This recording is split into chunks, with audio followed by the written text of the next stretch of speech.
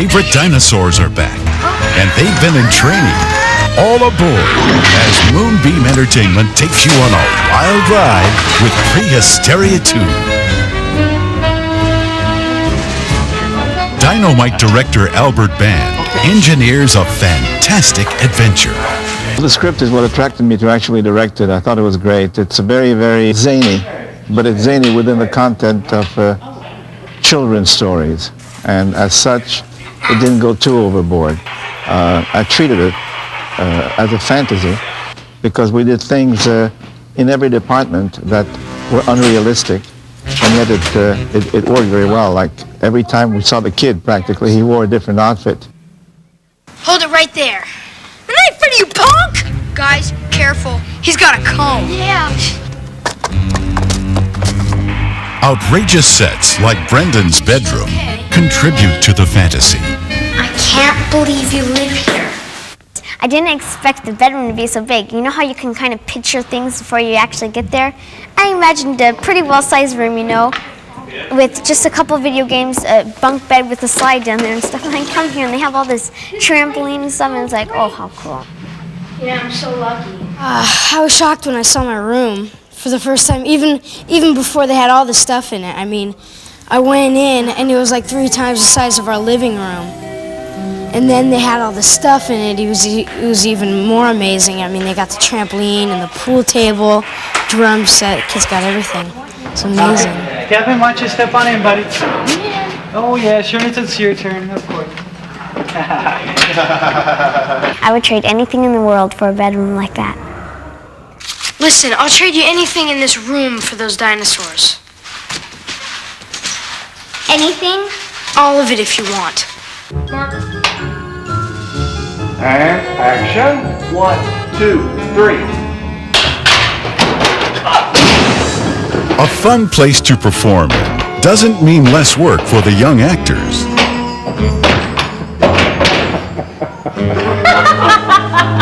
I get here, usually I get into wardrobe and then go and get my makeup on.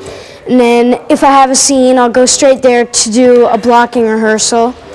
And if I don't have a scene, I'll just go back to school. And if I do, I'll do the blocking rehearsal and then go back to school.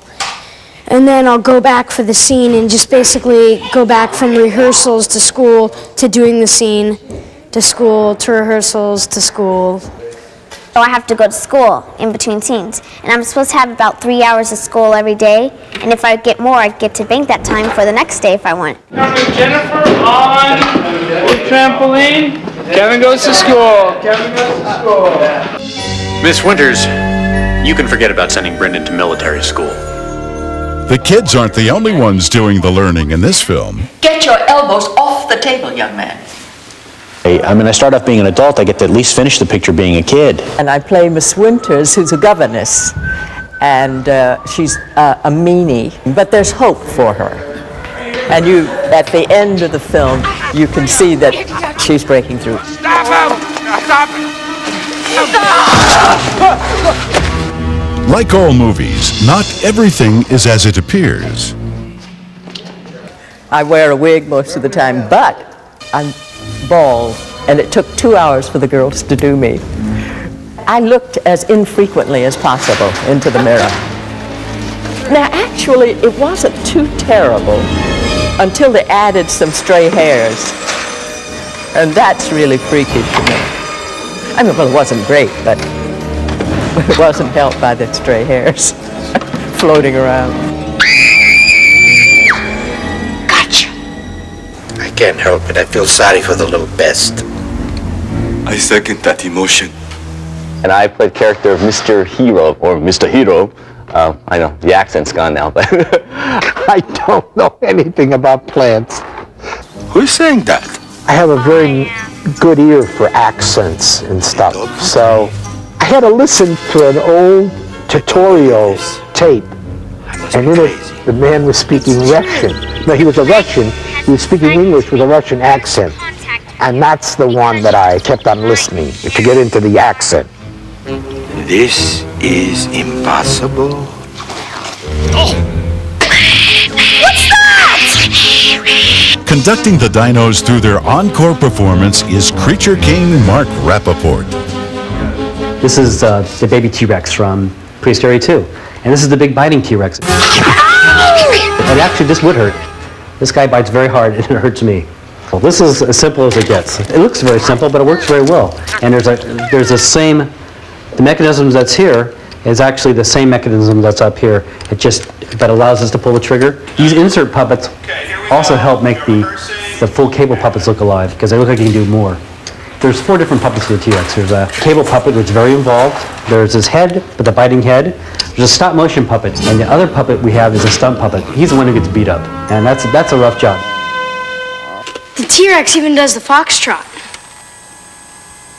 And most of our puppets are cable operated and radio controlled. You have around 40 to 50 cables going through each puppet, and 40 or 50 cables makes a stack of wires or cables this thick coming out that puppet. Because you have 5 people in very complicated rigs with many, many cables, you have to hide these people throughout the set. And that's a set decorator's nightmare. The grips and the carpenters trying to cut holes, hide us under floors, hide us behind walls. And you see characters walking around, you see the actor walking by, you see the puppet in the same shot. You realize there's 5 or 6 puppeteers hiding in that same area, and you can't see them. The Dino's phenomenal puppetry amazed their co-stars. I was surprised actually they could just do it with the little hand control thing. They pulled this little loop with the string attached to it, and it makes the tail and arms and legs move, and the head and the eyes blink. Here's another one. At first, I thought they were going to be hard, you know, like molds, plaster, you know, and they're really soft, like spongy almost.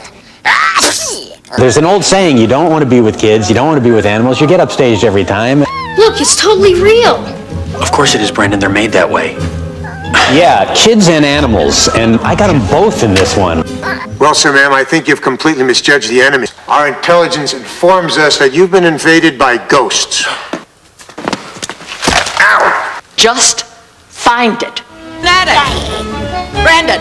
There's no stopping the dinos when they get mischievous.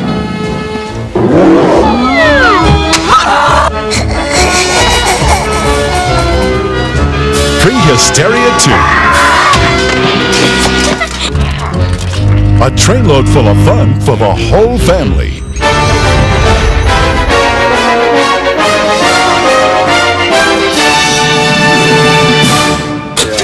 Let's go there. Wrap it up and get the net. We were right. Doc Winston's certifiable. She thinks we're looking for Bigfoot or something. Wait! You can't stop now! We're about to discover something that's never been seen before. It's the find I've been waiting for all my life. It'll prove my theories are correct. My character was so much fun to play, Doc Winston, who Michael and I, bless his heart, made into the most eccentric sort of combination of Indiana Jones and one of those English botanist ladies who's quite eccentric and befuddled and always knocking things over and falling down and making a mess of things.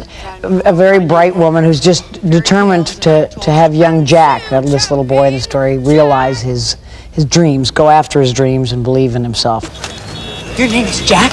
Yeah, don't wear it out. History repeats itself. What are you talking about? There is a giant at the top of that beanstalk. Yeah, right, yeah, you do know you're whacked, right? And young Jack is always inventing things and has great plans for all sorts of things. And I come into his life having discovered this beanstalk and tracked it down to his backyard. And as he ends up, of course, climbing the beanstalk, and the giants chase him, and he saves this town. But my role, I think, is to be the voice of dreams, the voice of people keeping alive that wonderful imagination that says they can go anywhere and do anything. Jack! What? I hope you didn't wake the giant. Oh, boy. You're welcome. It's a giant! You people look like ants! My theories are correct! I remember when I first read the script, I thought, oh, this is a huge budget movie, obviously. This is how are they going to do this? This is really complicated stuff, having been used to Superman and blue backing and all of that sort of thing. In fact, Michael was brilliantly figured out ways to trick the eye. They were done partly through the camera, partly with simply making miniatures and then thinking greater than life and getting your perspective right. It was such a joy working on a movie that was full of that sort of spirit of let's make it believable for kids, and let's make it fun, and let's make it funny and believable for us. If anyone actually got smart with movies that appealed to both children and their parents and dealt with children as if they were more intelligent and able to absorb things on a deeper level than just boff, hit, crash, boom, bang like the Saturday morning cartoons, then they do very well. Well, Jack, I'm off to hunt Bigfoot. The idea of having Doc Winston do a whole bunch of movies is a little bit of heaven. I would love to be recognized now as Doc Winston and be able to collaborate again with Michael and see what else we can have Doc Winston get into.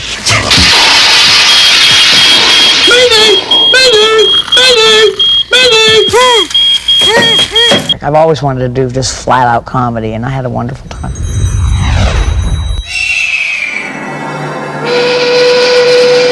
Far away from the world he knew, Come, child, don't be afraid. young John McGowan went home. His parents recently passed away. He's to be handed over to his grandfather. To a family he never met. Grandpa? Johnny. And to a castle. Welcome home, John McGowan, to the land of your forefathers. Filled with magic. You see this tree? It's a wishing tree. Touch it. Make a wish. I wish I had a friend. But when his wish came true... Look what I found! This is the wee baby dragon. A part of the McGowan legend became part of the McGowan family. How do you house train a dragon? Put the reptile off the sofa. Don't you be looking at me like that. The fairy folk have given you a dragon, lad. Can I keep it? You must keep the McGowan land, a haven for it. Protect it from the outside world. Now, years later, the special friendship they've shared... Good boy. ...is threatened by an unexpected visit from the outside world. This one's not even on the map, sir. Sure hope the owners don't mind us trespassing like this. Set up right here. Oh my God. Very funny, you guys. That's great stuff for the gag reel. Dragon! You're right, sir. Does that thing belong to you, son? John is forced to choose between the only home he knows. They say we owe them £170,000. And if we don't pay the money within 30 days, they're going to take McGowan Castle away from us. And the only friend he has. What if we were to bring the dragon to civilization? Put it on display. Just for a limited engagement, you name it. We make enough money to satisfy the tax folks. Everybody'd come out of this a winner. Moonbeam Entertainment presents... We welcome you to Dragon World! A classic family fable. I intend to exercise my option to extend the contract. You can't do that. I can do anything I damn well please. I have a broken heart. A thrilling new adventure. A fire-breathing, high-flying tale of excitement. Stop them! Fantasy. Go! And wonder. Dragon World.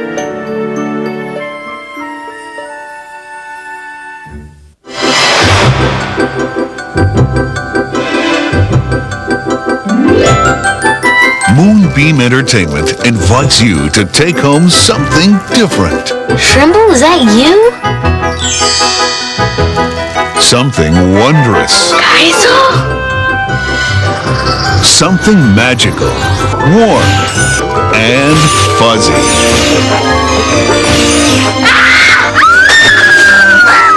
And there's only one place you can find them. So open the door already! Pet Shop. This summer, owning a pet is out of this world. Is he too cute or what?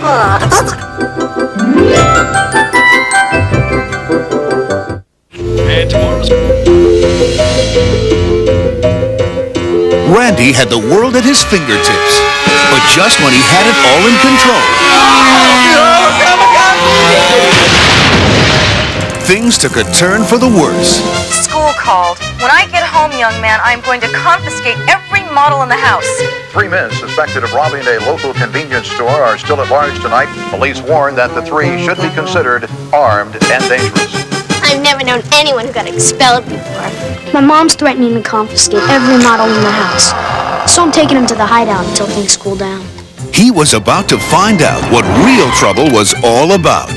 Wow, this is a real pretty house. How long we gotta hold up here? Till the cops give up on the roadblocks, 3-4 days maybe.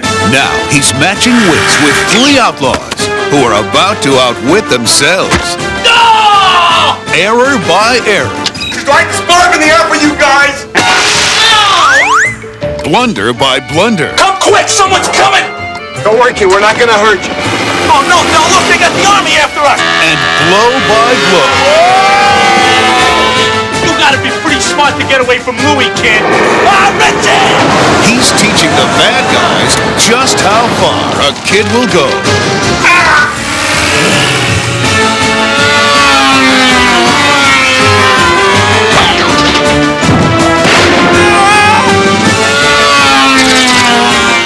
Remote, a comedy powered by adventure.